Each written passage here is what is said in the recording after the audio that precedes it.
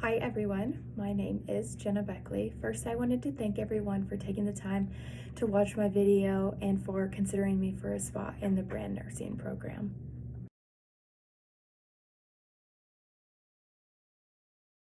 My personal values that align with professional nursing values would include one, my compassion for others, meaning my willingness and my want to understand their needs. It also includes my I want to advocate for their well-being.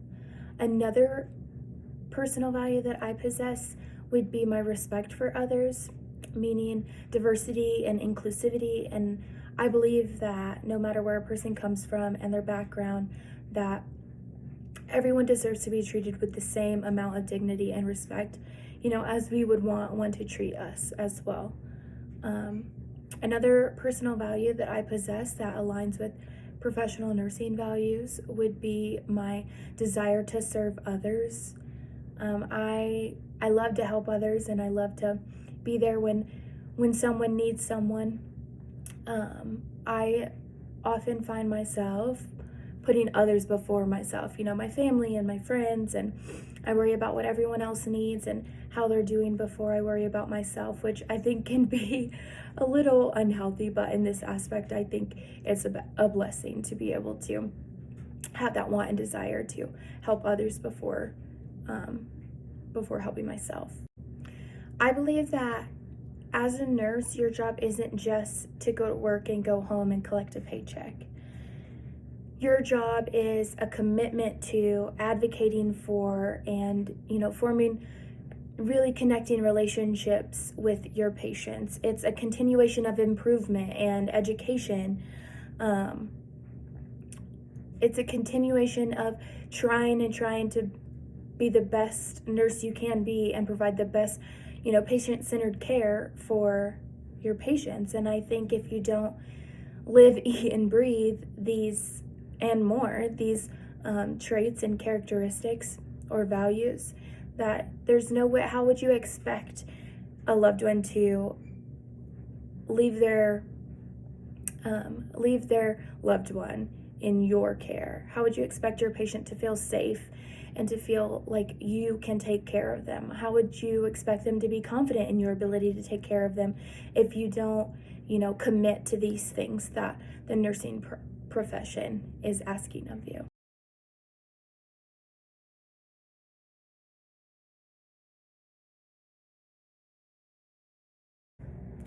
So I know diversity pretty well. I've worked in several diverse environments. I went to school for the first 2 years of high school in Louisiana, which was completely diverse. I mean, you're going to find diversity everywhere. And so I was really thinking about how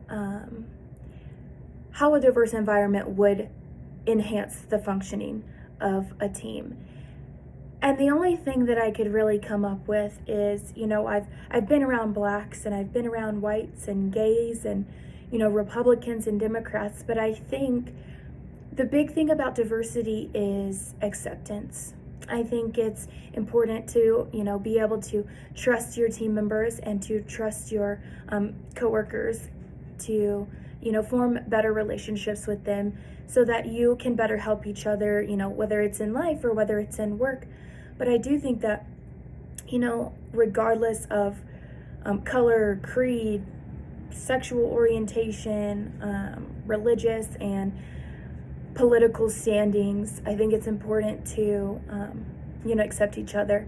And I would say that would be something that would enhance the functionality of a team. And I have worked with teams like this where we're from all different shapes and sizes and colors and places, and just accepting each other helps us all work together in a better manner and make sure that our patients are better taken care of.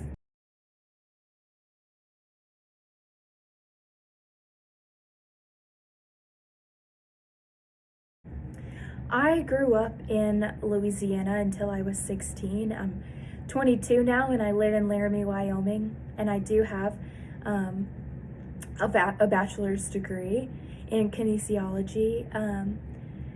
Growing up, especially in Louisiana, it's a poverty-ridden state.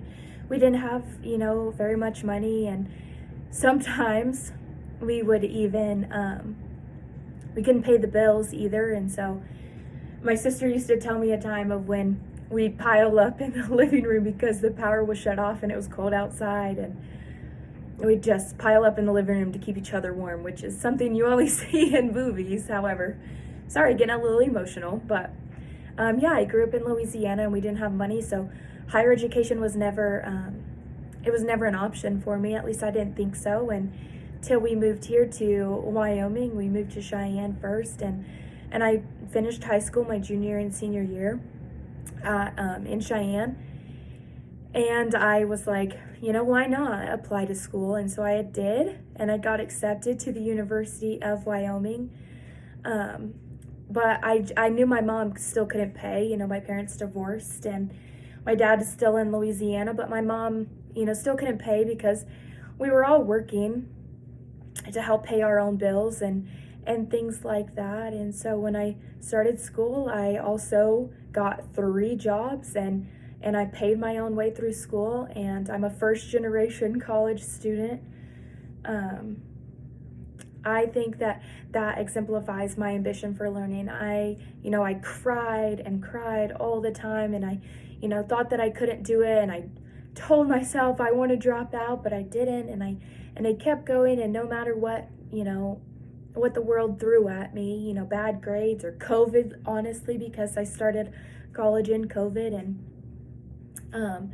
no matter what the world threw at me or what school threw at me, I pushed through. I brought my GPA back up. I had to retake some courses because, my head just wasn't in it.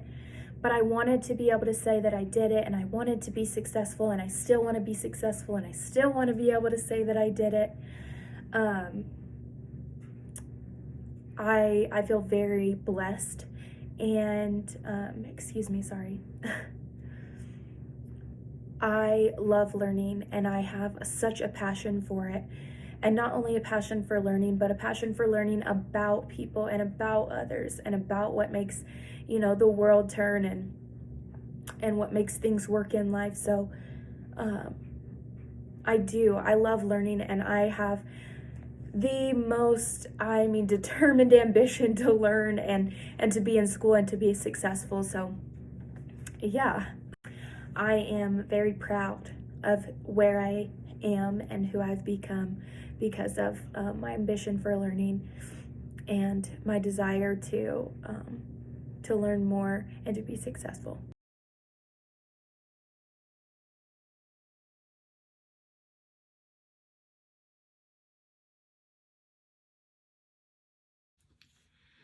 As we all have, I've seen my fair share of low confidence and a low sense of assurance, but one time in particular I wanted to really talk about was when I was hired as a direct support professional, or a DSP.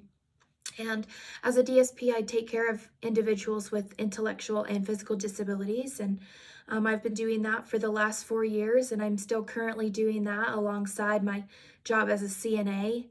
Um, one one time that I really just thought, I can't do this anymore. It was super challenging, and I had zero confidence in myself and my ability to take care of this individual.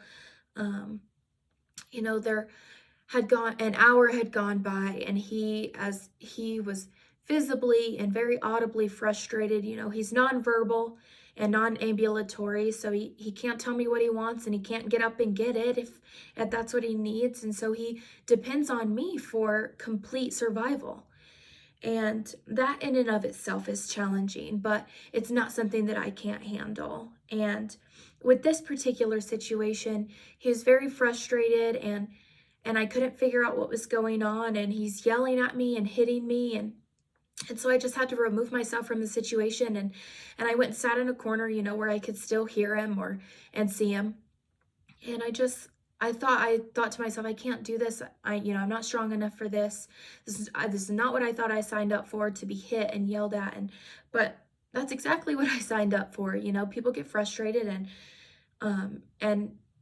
when you're nonverbal and you're non-ambulatory, you don't have another way of expressing your emotions. And so, I sat there and thought it through, and gave him some time to calm down, and I called my boss, who is also my mom. She owns the company. I called her and I asked her for some guidance because I really just couldn't figure out what to do. And it turns out he just needed to use the bathroom again. He just needed to have a bowel movement, which I guess that would make us cranky.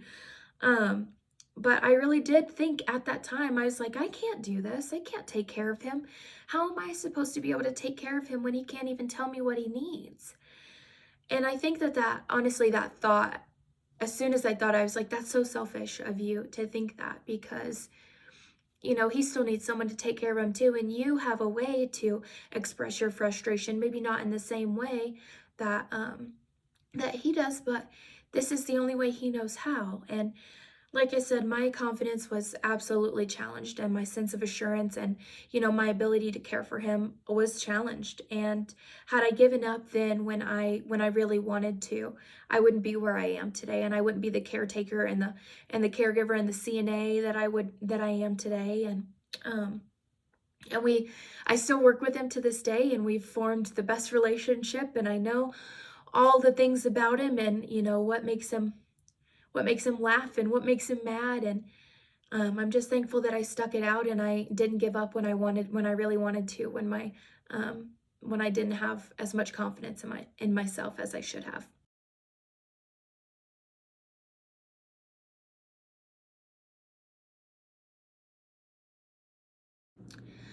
One conflict that I had with a boss, my supervisor at my current job here in Laramie. I work in a nursing home and I take care of the residents there. I'm a CNA, and um, there is one hall. We have, one CNA for each hall, and one of our halls is actually split up into two different sections. And so one CNA takes that one, and then another full hall, and one CNA takes the other half of that split hall, and then their own full hall as well. And we have another full hall that's just, for one CNA, and everyone on that hall is full assist, complete full assist, and they're moving more people that are complete full assist up there. And to have 25 residents on one hall for one CNA that are all complete full assist, that's not safe, for one, not for the residents and not for the CNA, and it's not fair. And so when they were first making this change, we all voiced our opinions, and our director of nursing just kind of told us, this is how it is and this is how it's going to be. You're going to have to figure it out. And, we did for about a week or two. And after finding out that it's really not safe, I kind of went up to our DON and kind of told her, expressed my concern and that I don't agree with how she's, I guess, housing these residents and which CNAs are over there taking care of them. We eventually came to a conclusion that it's not safe, which I've said this whole time, right? And that it could go really wrong. And so we all came to a conclusion that it would be more safe to have two CNAs on that hall, and then the extra CNAs on their respective halls. And it's been working very well, quite well. And I think the CNAs are thankful for that. And I think being able to voice your opinion to your boss or your supervisor is always a little scary.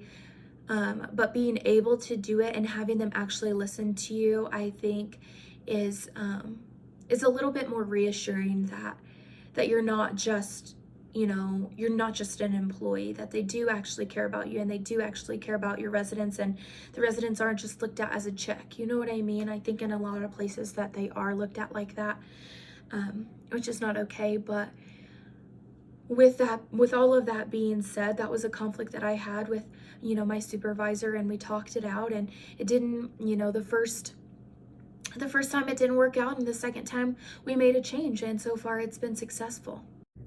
Again, I just wanted to thank everyone for taking the time to watch this video and for considering me for a spot in the nursing program. I know that it would absolutely change the direction of my life, and I would be thankful.